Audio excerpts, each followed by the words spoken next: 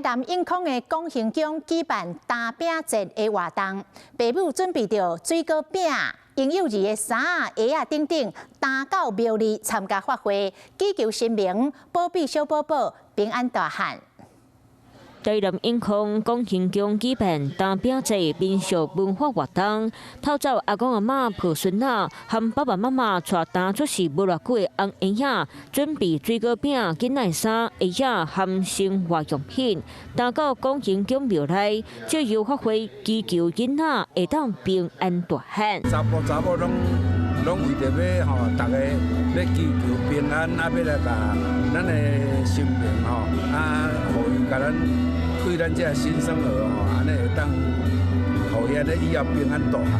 啊，所以啊，这是一个几百年来的盛事啦吼。 广兴宫打饼节会早期办理到达有200多年时间，活动现场有西市国小学生上台唱台语歌谣，希望传统的打饼节文化会当代代传承落去。Hello， 大家好，我是林文。想要抢先掌握最及时的新闻资讯吗？赶快订阅、按赞、开启小铃铛，锁定华视新闻的 YouTube 频道。